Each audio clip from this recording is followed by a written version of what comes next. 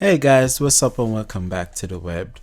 Today we're actually going to look at a little bit of a controversial issue as it relates to the anime world, which I just learned about. I just went through this article from cbr.com and it states that Bleach is the worst of the best shonen anime. Now guys, as you know, I try to be as transparent as possible and I provide facts. So this article will be in the description. The link will be there. You can click on it and read it. Also, I would like to just declare that I am not of Asian descent, so I may not be able to pronounce half of these words. And I wasn't brought up that way. I was brought up to learn English. So I will try not to butcher it. And as you know, you can read it for yourself and pronounce it however you wish. But I'll try my best to spell it out, certain words out, and see. Let's just dive right into it. Let's go. Bleach is the worst of the best shonen anime. Bleach is one of the classics of Shonen Jump, but it's not universally beloved. What makes the anime the weakest link in Jump's top tier chain?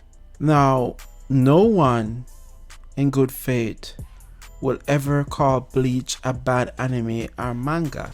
Tight Kubos, now that's TITEKUBO''S. Tight Kubo's sprawling saga is undeniably one of the most widely read series in Shonen Jump's long history. The manga sold over 120 million tankobon. Those are actually volumes of collected manga chapters. Now this was done worldwide. However, it's received a fair deal of criticism over its release, culminating in many different dismissing it as purely awful and without merit. While those that label Bleach as the worst series ever are being hyperbolic, their criticisms are not without merit. Bleach has a ton of problems, but when criticizing Bleach, many often neglect to point out all the good Kubo did when crafting his epic. Let's digest Bleach's complicated legacy. Alright guys, so we're gonna start off with a subtopic: Bleach, a matter of focus. The core of Bleach's story is terrific. It flows from plot to point beautifully. When broken down, Bleach sounds epic, with Ichigo stumbling into one new conflict after another, each one building off the other. When revisiting Bleach, it's remarkable how well the first 60 episodes and 180 chapters hold up. The plot remains narrowed on Ichigo and his friends as they travel to the Soul Society, learning about the culture while confronting and overcoming new challenges along the way. The narrative works when it's focused. Sadly, Bleach loses that focus right after this point, both in the anime and manga. In the anime, the Soul Society arc is shortly followed by the Bount arc, a filler season that completely deflates the tension of the reveal before. By the time Aizen's Arankars shows up to wreak havoc, audiences would have spent just as much time with the Bounts as they did in the Retrieving Rukia arc. Before this, every element of the series built naturally on top of the last, While the Bound arc is a fine enough arc in its own right, this kills the momentum in much the same way the 100 episodes of filler did in Naruto following the Sasuke retrieval arc. Alright guys, now I've read through this before and it really dawned on me that I think this person's opinion is actually right. Now the reason why I said that is because I can actually remember it losing focus, the whole plot losing focus, because I'm a fan of Bleach. When I saw this article, I was like, wait a minute. And then I read through it and I realized that there's something to it. And there's a few friends of mine who they don't necessarily enjoy Bleach that much, and I could see why. Alright, let's continue to the next subtopic.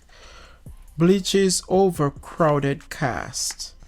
While the Aizen reveal flows naturally into the Arrancar arc in Bleach, it's at this moment that other problems arise. The Soul Society arc introduces a ton of new characters for a very good reason. Ichigo and friends had just arrived in a whole new world, so it makes sense to introduce a new world of characters. Just as we're coming to know this new set of characters, however, Kubo introduces the Arrancar. Again, more new characters who we're supposed to know and understand very quickly. While some of the Arrancar, Grim Joe and Alkurora especially, are important to the plot and very memorable, far too many others clutter the story's focus, taking attention away from the core conflict. Many of the Arrancar feel like they only service the plot by giving some of the other characters someone to fight. This gets even more extreme when the Wizards are introduced, who again are yet another bunch of characters suddenly dropped on us, the multitude of whom really never get developed. All of these characters are impossible to keep track of, even if you're a dedicated reader or viewer. There are so many characters Kubo tries to juggle between that ultimately the characters you want to see most might be missing for entire volumes. It feels at times as though major characters have been entirely forgotten, and that by the time we return to them, the plot has advanced so much they no longer have a place in the story. Take the Grand Fisher for example. This is the Hollow that killed Ichigo's mom. He's absent throughout the Soul Society arc.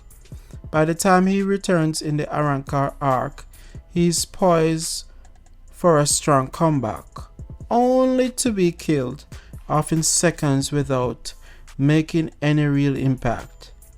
Then take Chad, one of Ichigo's core group in the early episodes, who ultimately has little impact on the plot, following the Soul Society arc. Finally, there's Ichigo himself. Many people have argued that central heroes like Ichigo aren't interesting compared to the likes of Luffy or Goku. This isn't necessarily the case. Ichigo is a good protagonist. The problem is that he just feels lost in the cast he leads. The core cast of characters fans fell in love with in the early chapters and episode of Bleach come to feel increasingly less important. Orihime, once one of the core cast of characters and a vibrant one at that, becomes just another hostage used to motivate Ichigo later on. Yes, and I do have a point right there. Let's dive into the next subtopic. Nothing in Bleach matters. Another problem in Bleach is that a lot of things feel inconsequential until the Thousand Year War arc. It was a running gag that people just didn't die in Bleach. The character would lose their limbs or get stabbed all the way through their body but still be fine. The result in which lower stakes, especially past the Soul Society arc, if one dies, then there's no tension in any of the fights. On top of that, only the fights with Ichigo really progress the plot. Sure, the battles between Yuru and Mayuri, or Kenpachi and Norita might be spectacular, but does the narrative change in any meaningful way as a result? We might learn some character details and maybe details about the world, but would Bleach's story, when taken in sum, change if these fights were removed? This is made worse when you also realize that most of Bleach's fights, especially as it goes on, are between characters we don't really know all that well. These sequences feel even more inconsequential as we know the good guys are probably going to live, and we don't even like the people fighting that well. So, who cares? It also didn't help that Ichigo would develop new powers as the plot demanded it in order to conquer the newest conflict coming his way. Despite only being a Soul Reaper for a short while, he's able to immediately best the strongest characters in the series that no one else can put a dent on. By the fourth or fifth time this happens, it cheapens every other fight around it. Consider this. The Android and Cell saga from Dragon Ball Z consists of a series of fights. Every fight escalates the conflict and drives the narrative in a very direct and obvious way. None of the fights feel wasted or go on for longer than intended. Every fight either ends with a turn. Goku versus Android 19. Goku's down with heart disease. Vegeta versus Android 19. Vegeta's a Super Saiyan now. Vegeta versus Android 19. Vegeta's new powers reveal he's still out of his league. Every fight means something. Can the same be said for Bleach? That said, the Thousand Year War arc mostly avoids this problem, but by then, many people had already dropped Bleach. If the completion of the Aizen arc didn't leave viewers cold, the Fullbringer arc did. That's Fullbringer arc did. Bleach is undeniably one of the greats. Again, the early chapters and episodes, even years later, hold up remarkably well. But as it continued, its problems compounded. With too many characters and the main conflict slowing to a crawl.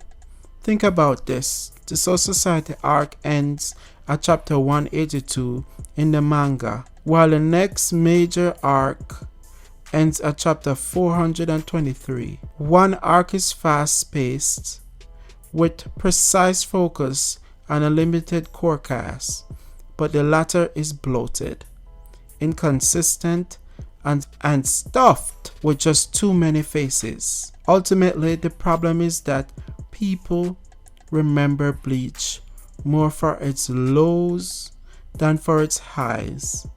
While it's certainly not the worst the shonen genre has to offer, its dramatic rise and falls in quality made it too easy for readers and viewers to lose interest, resulting in it becoming one of the weaker games in Shonen Jump's crown. Alright guys, I guess this was an opinion piece from cbr.com. This was done by Anthony Gramoglia. Now guys, here's my take. I enjoyed the series. I did, as I watched it throughout the nights growing up. And it was good in my opinion. You know, I wasn't that deep into it, but hopefully a lot of viewers find this piece interesting. I'll see you guys in the next one. Peace out.